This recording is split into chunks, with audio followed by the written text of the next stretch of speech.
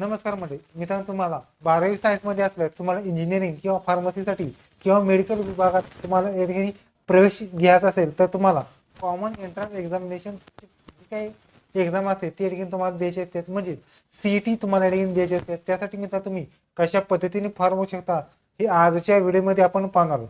त्यासाठी मित्रांनो एमएसटी सीईटीचा तुम्ही फॉर्म तुम्ही कशा पद्धतीने भरायचा आहे, तो कोणकोणती डॉक्युमेंट लागतात, बाकी संपूर्ण माहिती आजच्या व्हिडिओमध्ये आपण पाहणार आहोत.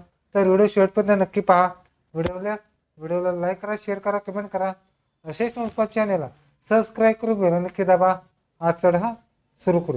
ओके, तुम्ही cetcell.mahacet.org ह्या वेबसाईटद्वारे तुम्ही या ठिकाणी ऑनलाईन फॉर्म भरत आहेत. यामध्ये मी तुम्हाला उजव्या साईडला या ठिकाणी ऑप्शन आहेत CET examination portal for AY 2026 आणि 27.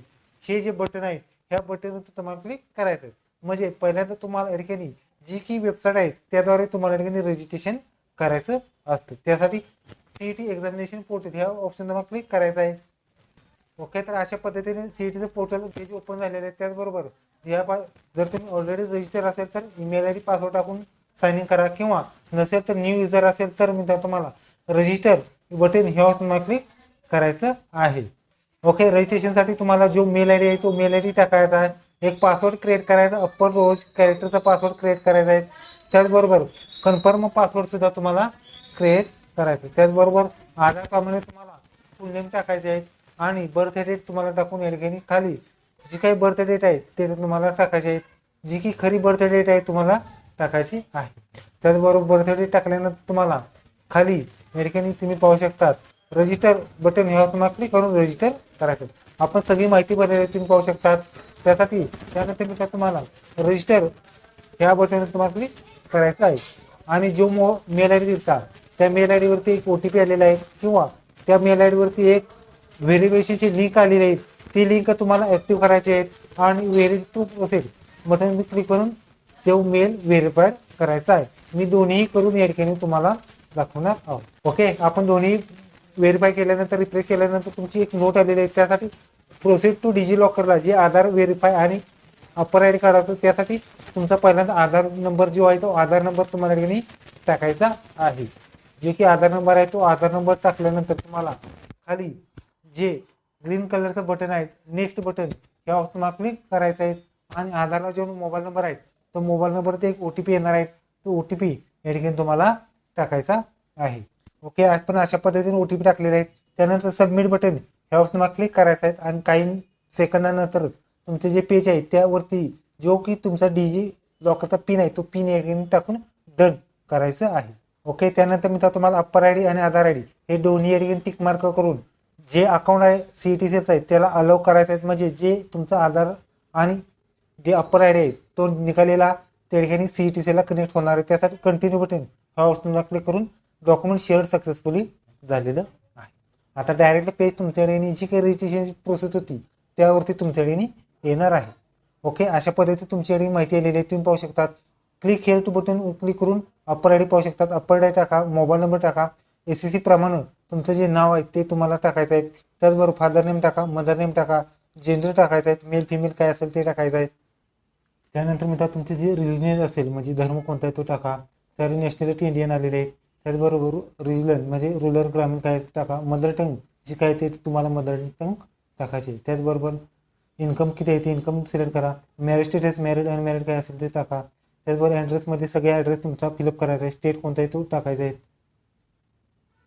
त्याचबरोबर जिल्हा कोणता आहे तो टाका, तालुका कोणता आहे तो टाकून खाली तुमचं गाव वगैरे जे काय असेल ते सगळं सिलेक्ट करायचं आहे. तुम्ही पाहू शकता अशा स्वरूपात तुमचा तालुका वगैरे सगळं सिलेक्ट करा, गाव सिलेक्ट करा, पिनकोड सिलेक्ट करायचा आहे. एक मोबाईल नंबर द्या. करस्पॉन्ड परमनंट ॲड्रेस एकसारखा असेल सेम क्लिक करा. त्याचबरोबर ऑदर डॉक्युमेंट डोमासेल हे सिलेक्ट करायचं आहे. मायनॉरिटी आहे का, अल्पसंख्यातर असेल तर येस किंवा नो सिलेक्ट करा, जे की तुमच्या चॉईस प्रमाणे आहेत. त्याचबरोबर डिसेबिलिटी येस किंवा नो करा, अपंग वगैरे असेल तर येस किंवा नो करा. त्याचबरोबर डिसेबिलिटी टाईप वगैरे सगळं टाकायचं आहे, किंवा डिसेबिलिटीचा प्रकार वगैरे सगळं टाका. नसेल तर तुम्हाला नो करायचं आहे.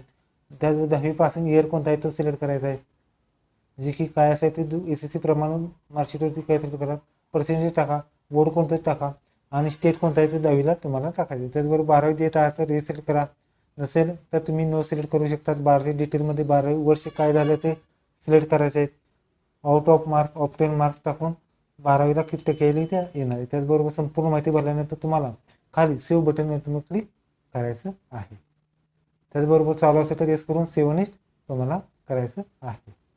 ओके, अशा स्वरूपात तुमचा जी काही रजिस्ट्रेशन सीईटीची प्रोसेस होती ती कंप्लीट झालेली आहे. त्याचबरोबर नंतर ना तुम्हाला रजिस्ट्रेशन सीईटी हा ऑप्शन तुम्हाला क्लिक करायचं आहे. आता तुम्हाला लक्षात घ्या, एमईटी सीईटी बीटेक एमबीए वगैरे ज्या काय सगळ्या एंट्रन्स असतात त्या सगळ्या एंट्रन्स आलेल्या आहेत. त्यासाठी मी तुम्हाला ज्या सीईटीला अप्लाय करायचं असेल ते सीईटीसाठी रजिस्टर नाव बटन ह्यावर तुम्हाला क्लिक करायचं आहे. यासाठी तुम्ही पाहू शकता तुम्हाला सगळ्या सीईटी आलेल्या आहेत. त्यासाठी मित्रांनो जर बघितलं तर आता सीईटी रजिस्टर नाव हे ऑप्शन आहे. यामध्ये सीईटी रजिस्ट्रेशन ऑप्शन क्लिक केलेलं आहे. जो मोबाईल नंबर होता तो मोबाईल नंबरवरती एक OTP आलेला आहे. तुम्ही पाहू शकता ज्या मोबाईल नंबरवरती होता OTP तो OTP या ठिकाणी तुमचा आलेला आहे. तो OTP या ठिकाणी तुम्हाला टाकून खाली व्हेरीफाय करायचं आहे. ओके, OTP या ठिकाणी तुम्हाला टाकलेला आहे. व्हेरीफाय क्लिक करा आणि ॲटोमॅटिक जी काही OTP वगैरे येणार आहे तो OTP आल्यानंतर किंवा व्हेरीफाय झाल्यानंतर तुम्हाला पेज डायरेक्टली रिडायरेक्ट होणार आहे. ओके, आपण अशा पद्धतीने या ठिकाणी OTP टाकलेला आहे आणि व्हेरीफाय तुम्ही क्लिक केल्यानंतर तुमचा रजिस्ट्रेशन सक्सेसफुली झालेलं आहे. आणि खाली आता सगळे टिकमार्क वाचा किंवा ही इन्फॉर्मेशन सगळी वाचू शकता, किती फी आहे किंवा काय आहे या ठिकाणी तुम्ही वाचू शकता. खाली टिकमार्क करून सेव्ह बटन हे तुम्हाला क्लिक करायचं आहे. ओके, आपली रजिस्ट्रेशन पर्सनल इन्फॉर्मेशन सगळी आहे तुमचे आलेली आहेत. तुम्ही या ठिकाणी चेकआउट करा. त्यानंतर ॲड्रेस इन्फॉर्मेशन सगळी आलेली आहेत. खाली सेव्ह बटन क्लिक करून नेक्स्ट करायचं आहे. त्यानंतर मी तुम्हाला आता राहिलेल्या इन्फॉर्मेशनमध्ये डोमेसाईल आणि डिटेल्स यामध्ये ऑर्फन आहे का अनाथ असेल तर हे सिलेक्ट करा.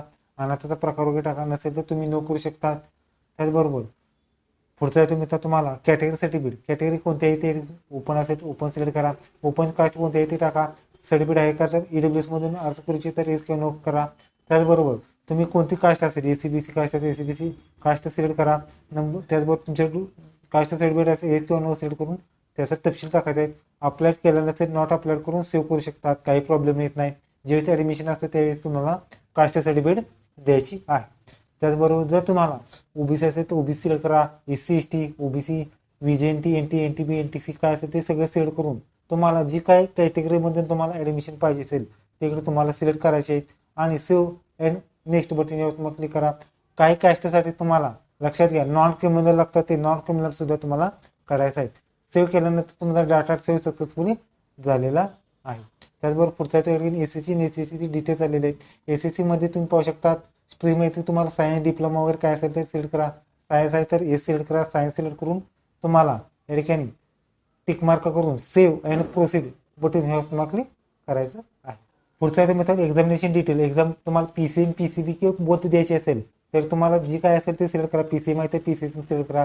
त्याचबरोबर तुम्ही फर्स्ट अटेम्प्ट का दोन्ही अटेम्प्ट देणार आहे लक्षात घ्या. पहिला अटेम्प्ट असेल तर सेकंड अटेम्प्ट किंवा दोन्ही असेल तर ऑलो करा, बोथ करा, काही प्रॉब्लेम नाही, तुमच्या चॉईस प्रमाणे.